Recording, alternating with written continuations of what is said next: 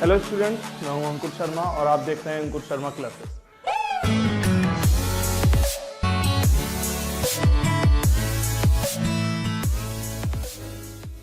Hello students, आज हम शुरू करने वाले हैं नंबर सिस्टम।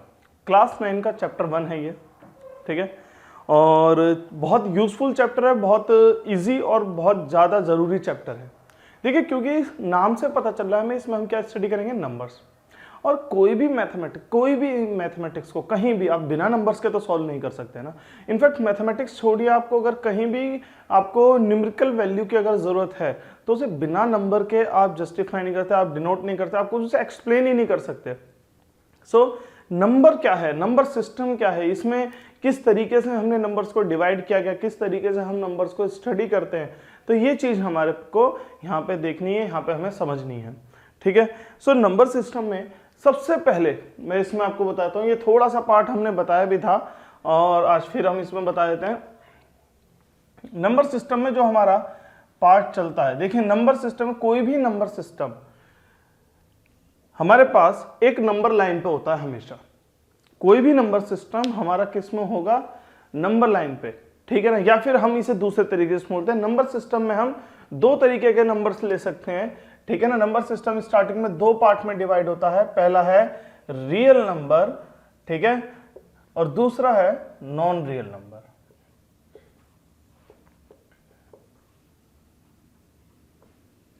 ठीक है, अभी देखिए रियल नंबर जितने भी होते हैं हमारे, रियल नंबर वो नंबर्स होते हैं जिनको हम लाइन पे रिप्रेजेंट कर सकते हैं, जिनकी कोई ना कोई वैल्यू हो सकती है, ठीक है, या जिसको हम एक न्यूमेरिकल टर्म में कहीं ना कहीं किसी ना किसी तरीके से तो एक्सप्लेन कर सकते हैं, वो हमारा नंबर होगा रियल नंबर, ठीक है।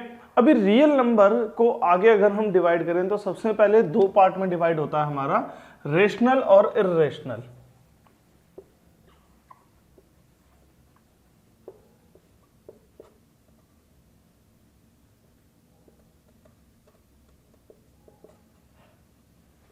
ठीक है, ये दो पार्ट होते हैं हमारे। देखिए रेशनल और इर्रेशनल में हमारे को काफी ज्यादा एक सिंपल सी बात है, एक सिंपल बहुत तरीके से हमें समझना है कि रेशनल नंबर वो होते हैं जो कि कहीं ना कहीं हम एक रियल वैल्यू दें।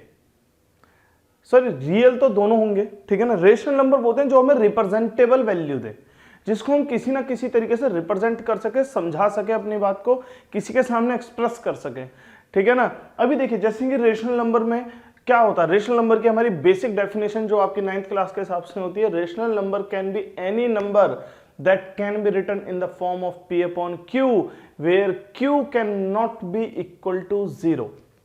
ओके, रेशनल नंबर क्या होगा, कोई भी ऐसी वैल्यू जिसे हम p अपॉन q की टर्म में रिप्रेजेंट कर सकते हैं, बट वो जो q है डिनोमिनेटर में वो 0 के इक्वल ना हो, क्योंकि एनीथिंग और डिवाइड बाय 0 ये हमारा कभी भी एक कोई नंबर नहीं होता, ठीक है ना। इसके लिए हम जो टर्म यूज करते हैं वो होता है नॉट डिफाइंड, वो हमें डिफाइंड ही नहीं है। ये मैं नेक्स्ट वीडियो में डालूंगा कि 1/0 को नॉट डिफाइंड क्यों है, उसे आप जरूर चेक कीजिएगा, क्योंकि आपको नॉलेज एटलीस्ट होनी चाहिए कि क्यों है ऐसा। आपको कई चीजें दी जाएंगी जो आप याद करेंगे, समझेंगे, पर लेकिन उन चीजों के बारे में आपको पता होना चाहिए कि वो ऐसा क्यों है और उसे आपको समझना है, ठीक है। चलिए, इर्रेशनल नंबर यानी कि कोई भी नंबर डिवाइड बाय 0 कर दो इर्रेशनल हो जाएगा। चलिए, इर्रेशनल में एक और चीज आती है और रेशनल में भी एक और चीज आती है कि जो भी हमें यहाँ पे फंक्शन, जो भी हमें नंबर दिया, जो भी हमें न्यूमेरिकल टर्म दिया, अगर हम उसे सॉल्व करते हैं, ठीक है, अगर हम उसे सॉल्व करते हैं, देखिए फ्रैक्शन में है, फ्रैक्शन में अगर हम उसे सॉल्व करते हैं हमारे पास दो ही केस है, या तो सिंपल सॉल्व हो जाएगा या डेसिमल में सॉल्व होगा, राइट। या तो सिंपल सॉल्व हो जाएगा या फिर डेसिमल में। अभी जब देखिए जब सिंपल सॉल्व हो जाएगा तब तो कोई हमारे पास एक नेचुरल नंबर या होल नंबर की तरह बन जाता है जो इससे आगे आएगा, पर लेकिन अगर डेसिमल आता है तो डेसिमल हमारे पास दो टाइप के होते हैं, वो डेसिमल में आप ध्यान दीजिएगा, ठीक है ना। डेसिमल फ्रैक्शन, सो डेसिमल हमारे पास दो टाइप के होते हैं, टर्मिनेटिंग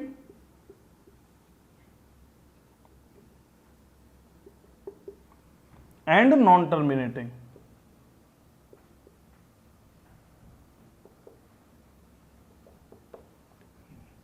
ठीक है, terminating and non terminating decimals क्या होते हैं, देखिए मैं आपको बताता हूँ। हम यहाँ पे एग्जांपल लेंगे, एग्जांपल से समझेंगे। फॉर एग्जांपल मैं यहाँ पे एक डेसिमल लेता हूँ, एक फ्रैक्शन, मैं एक फ्रैक्शन लेता हूँ। यहाँ पे मैंने फ्रैक्शन लिख लिया 125 डिवाइड बाय 2, ओके। और जब मैंने इसको डिवाइड करना शुरू किया, या डिवाइड बाय 2, या फिर आप यहाँ पे हाँ डिवाइड बाय 2 ही लिख लीजिए। और इसमें जब मैंने डिवाइड करना शुरू किया, सो डिवाइड करते वक्त मैं इसमें देखा इससे डिवाइड होता है, 2 6 जा 12 बचा 5, 2 2 जा 4 बचा 1, तो डेसिमल लगाएंगे और वो जो 1 है वो क्या बन जाएगा, 10 बन जाएगा। तो 2 5 जा 10। क्या आंसर आया इसका, 6 2, यहाँ लिख लेते हैं नीचे 62.5, ओके। इसके अलावा एक और फ्रैक्शन देखते हैं हम। यहाँ पे क्या हमारे पास ये है 1 2 3 4, ये मैंने ऐसे कोई भी एक नंबर ले लिया, ठीक है ना। आगे 5, या चलिए थोड़ा छोटा नंबर ले लेते हैं, 1 2 1 3 5, ये हमने एक नंबर ले लिया, ओके। और इसे डिवाइड करते हैं हम 4 से, राइट। यहाँ पे 4 से हम डिवाइड करते हैं, तो देखिए क्या आंसर आएगा, 4 3 जा 12, एक बचेगा वो आगे जाएगा, तो कितना हो जाएगा 15। अब 4 3 जा अगेन 12, ठीक है ना। कितना बचा हमारा, 3 बचा।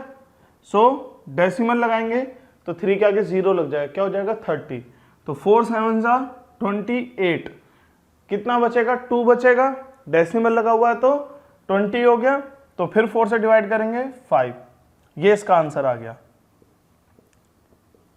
अभी इस कैलकुलेशन में हम एक चीज ध्यान देंगे कि डेसिमल तो हो रहे हैं, ठीक है, डेसिमल लग रहे हैं, पर लेकिन कहीं ना कहीं एक पॉइंट पे आके रिमाइंडर 0 बच रहा है, राइट। रिमाइंडर 0 आ रहा है, कैलकुलेशन हमारी फाइनल पॉइंट पे एक जगह पे आकर रुक रही है कि हाँ बस इतनी ही थी, हो गई कैलकुलेशन, दैट्स इट, इससे आगे अब हमें कुछ नहीं करना।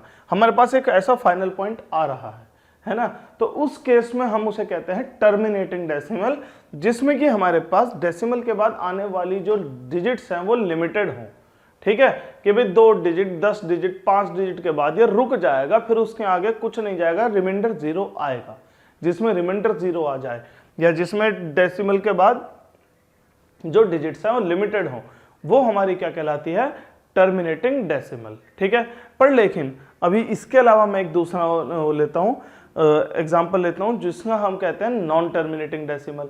अभी नॉन टर्मिनेटिंग डेसिमल में क्या होता है हमारे पास कि जो वैल्यूज होती हैं रुकती नहीं है, ठीक है ना, ये वैल्यूज हमारे पास रुकती नहीं है। इसमें मैं आपको एग्जाम्पल बताता हूं दूसरा। फॉर एग्जाम्पल हमारे पास जो पाई की वैल्यू है, ठीक है, सो पाई की वैल्यू हमारे पास क्या होती है 22/7। अभी देखिए इसको हम डिवाइड करने की कोशिश करते हैं, ठीक है। इसको इसमें मैं डिवाइड करूंगा, इसको मैं नॉर्मल वैसे लिख के ही डिवाइड करता हूं। देखिए 7 22, ओके। और इसमें ऊपर मैं इसका आंसर लिखूंगा। सो देखिए 7 3 जा फर्स्ट 7 3 जा 21, कितना बचा 1 बच गया। यहाँ पे क्या बचा, यहाँ पे डेसिमल लगाएंगे तो 0 आ जाएगा, राइट। 7 1 जा 7, कितना बचा 3, फिर डेसिमल लगा हुआ है तो 0 लग जाएगा। फिर 7 4 जा 28, क्या बचा 2, डेसिमल लगा हुआ है 0 लग जाएगा। फिर 7 2 जा 14, डेसिमल लगा हुआ तो यहाँ क्या जाए 6, डेसिमल लगा हुआ है तो 0। आप इसे देखेंगे एक बार अपने पास सॉल्व करके कि क्या इसमें रिमाइंडर 0 आ रहा है। देखिए इसमें रिमाइंडर 0 नहीं आता, ठीक है, इसमें रिमाइंडर 0 नहीं आता है, आपकी ऐसे ही कैलकुलेशन चलती चली जाएगी। तो उस केस में इसको हम कहेंगे नॉन टर्मिनेटिंग, ठीक है। अगर ये जो हमारे जो वैल्यूज हैं अगर ये आपकी ऐसे ही आगे चलती चले जा रही हैं तो ये क्या कहलाता है, नॉन टर्मिनेटिंग, जिसमें रिमाइंडर 0 ना आए, ठीक है। पर लेकिन एक पॉइंट हमें ध्यान रखना है कि जो नॉन टर्मिनेटिंग होती है ये जो होती हैं ये 2 टाइप में डिवाइड होती हैं। नॉन टर्मिनेटिंग हमारे पास 2 टाइप में डिवाइड होती हैं। ये 2 टाइप कौन सा है ये मैं अभी आपको बताता हूं। ये 2 टाइप हैं, देखिए ये जो डेसिमल के बाद वैल्यूज आ रही हैं, क्या ये वैल्यूज सेम आ रही हैं या रिपीटेड वैल्यूज आ रही हैं या नहीं आ रही हैं। अगर ये वैल्यूज रिपीटेड हैं तो इन्हें हम कहते हैं रीअकरिंग, ठीक है, कि सेम नंबर डेसिमल के बाद रीअकर हो रहा है, ओके। उसके लिए, उसकी नोटिफिकेशन के लिए हम एक चीज दिखाते हैं। फॉर एग्जांपल अगर आ रहा है यहाँ पे 2.282828 एंड सो ऑन, अगर ये चलता चले जा रहा है तो इसमें हमारे पास होता है 2.28 बार, इसको हम शो करते हैं ऐसे, ठीक है। इसके अलावा हमारे पास जो नेक्स्ट पार्ट आएगा, अगर ये भी हो सकता है 2.3333 एंड सो ऑन, तो उस केस में इसे हम क्या लिख सकते हैं, इसे हम लिख सकते हैं 2.3 बार, ठीक है। सो ये है हमारे पास यहाँ पे रीअकरिंग, इनका जो नाम लिखते हैं वो क्या होता है, रीअकरिंग, ठीक है। और ये जो रीअकरिंग पार्ट आता है ये किसके अंदर आता है, नॉन टर्मिनेटिंग के ही पार्ट है, ठीक है। अभी रीअकरिंग के बाद हमारे जो नेक्स्ट आता है हमारा वो आता है नॉन रीअकरिंग। नॉन रीअकरिंग में ये सेम नहीं आते, ये डिफरेंट आते हैं, ठीक है। किस तरीके से, जैसे let us suppose 3.78243214567984 and so on चले चले जा रहा है, रुक ही नहीं रहा है, राइट। सो इसे हम क्या कहते हैं, इसे हम कह देते हैं नॉन रीअकरिंग।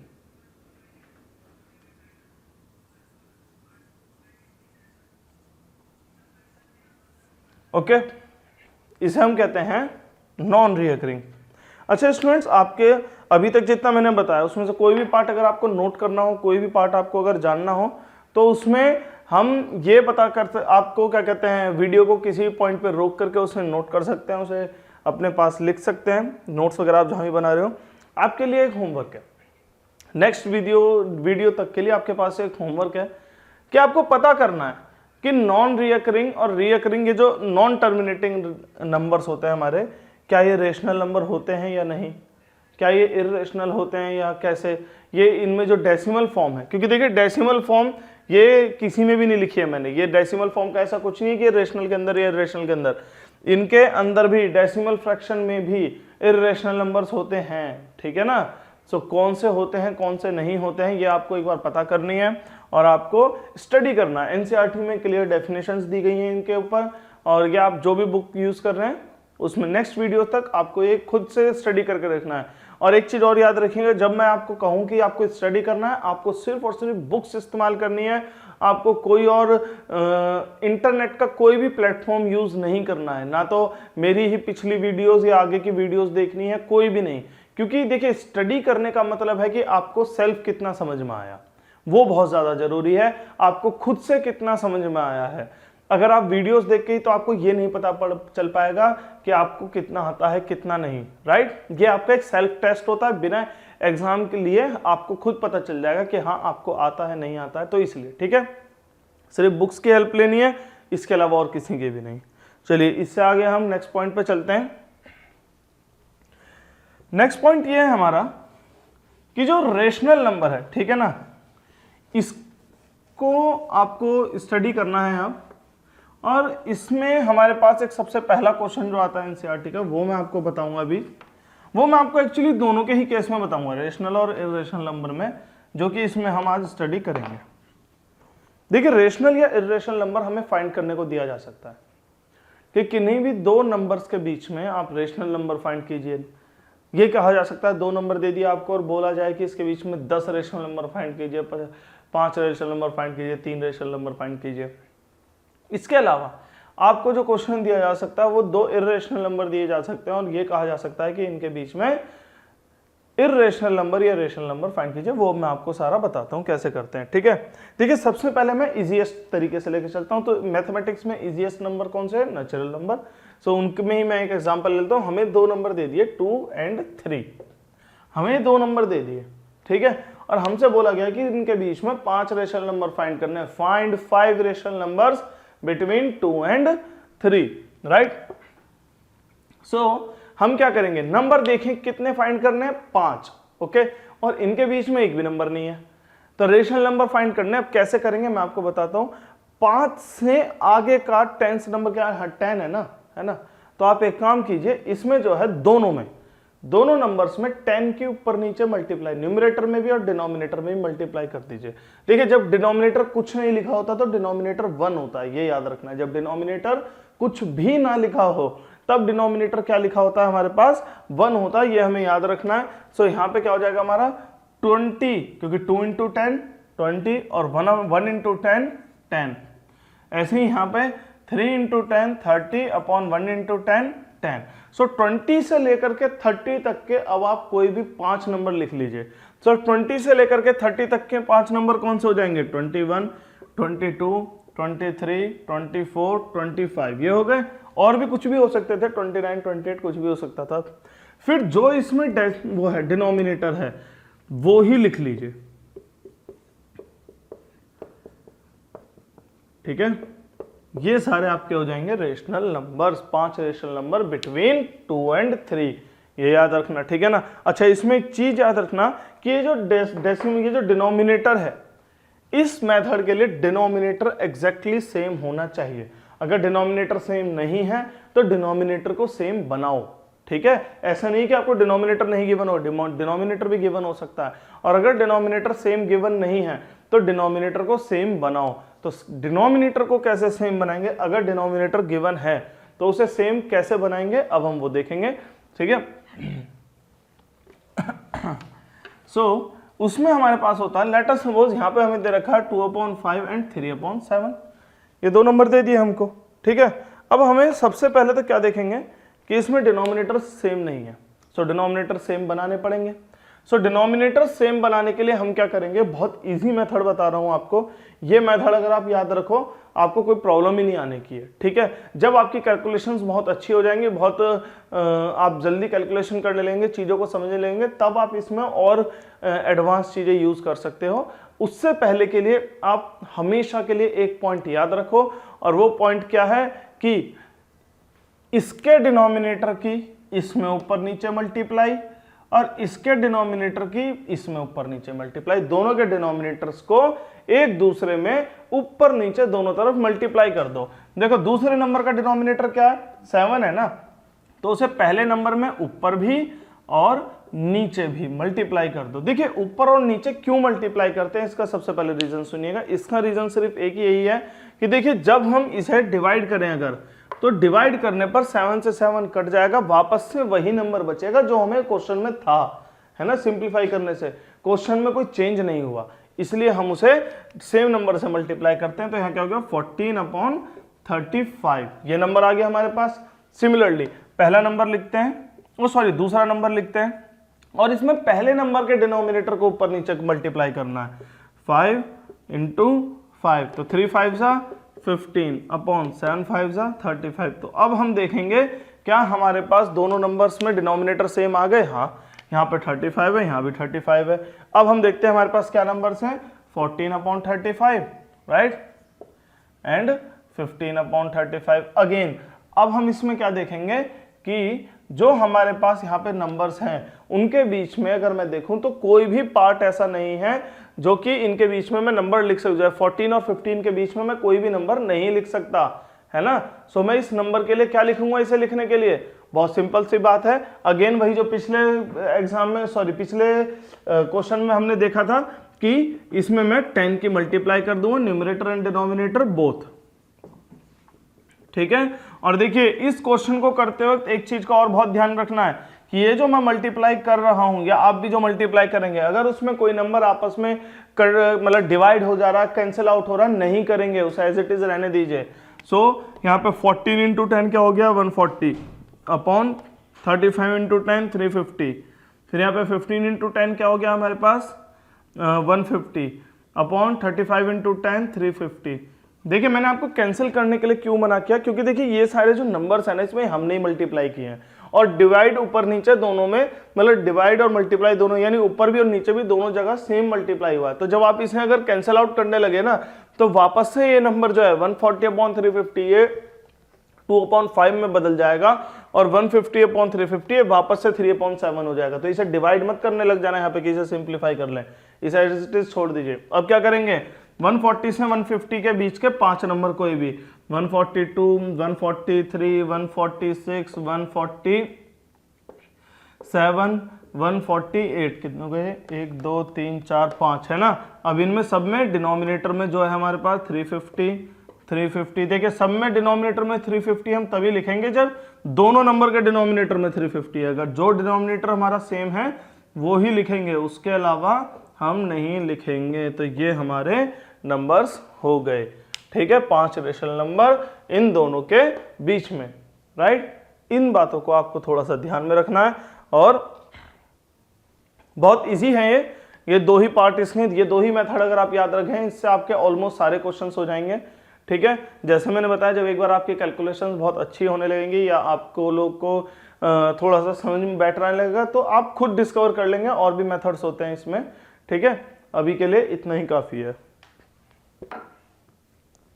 नेक्स्ट जो हमारा क्वेश्चन इसमें बनता है वो है इर्रेशनल नंबर का, ठीक है। सो इर्रेशनल नंबर का हमारा कैसे क्वेश्चन बनेगा, क्या बनेगा वो भी सुन लीजिए ध्यान से।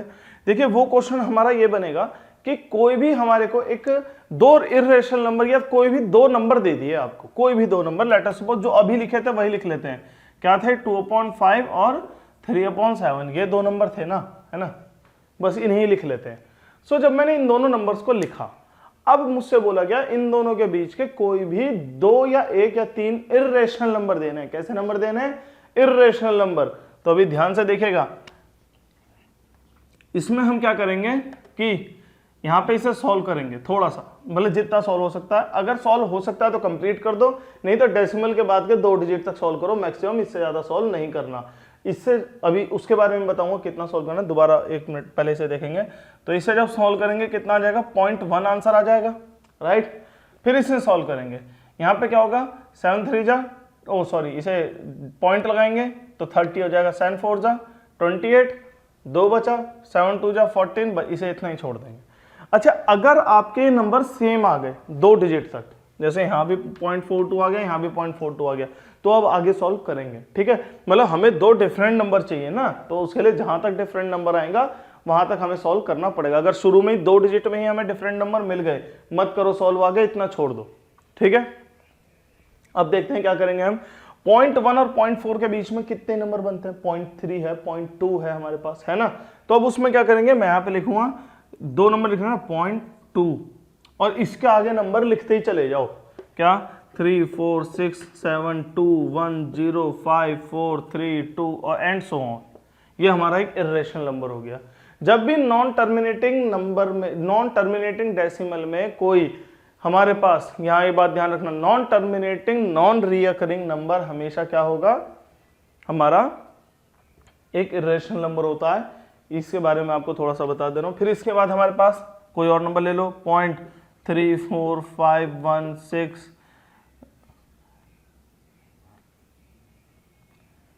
243050676, कुछ भी नंबर लिख सकते हैं आप, ठीक है।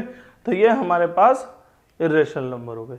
आज की क्लास में हमने देखिए 2-3 चीजें सीखी। पहला, नंबर सिस्टम में रियल नंबर क्या होता है हमारा, फिर रेशनल इर्रेशनल क्या होता है हमारा, फिर डेसिमल में हमने देखा कि हमारे पास 2 तरह के डेसिमल होते हैं, क्या कहते हैं, terminating, non terminating. Non terminating में 2 डेसिमल होते हैं, रिकरिंग और नॉन रिकरिंग। उन दोनों की प्रॉपर्टीज में क्या डिफरेंस है वो मैंने आपको होमवर्क दिया एक तरीके से, नेक्स्ट वीडियो तक आपको पता करना है। उसके अलावा आपको हमने एक क्वेश्चन बताया, जो क्या क्वेश्चन क्या होता है, रेशनल नंबर्स फाइंड करना और इर्रेशनल नंबर फाइंड करना, ठीक है। ये हमारे पास अभी आज के वीडियो के लिए इतना ही आपको बताया गया है। अभी आपको इन्हीं से रिलेटेड चीज़ों को ट्राई करना है, क्वेश्चंस ट्राई करने हैं जितने हो सकते हैं, ठीक है। जो भी प्रॉब्लम आती है आप कमेंट सेक्शन में हमको बता सकते हैं, या फिर इसमें इसके डिस्क्रिप्शन में एक टेलीग्राम लिंक दिया है, वहाँ पे डायरेक्ट मैसेज भी कर सकते हैं हमको। आपको जो भी प्रॉब्लम्स आएंगे उन सब के लिए क्लास आपको मिलेगी, जिसमें कि आपके पूछे गए सारे सवालों के जवाब आपको दिए जाएंगे। ओके, आज के लिए इतना ही।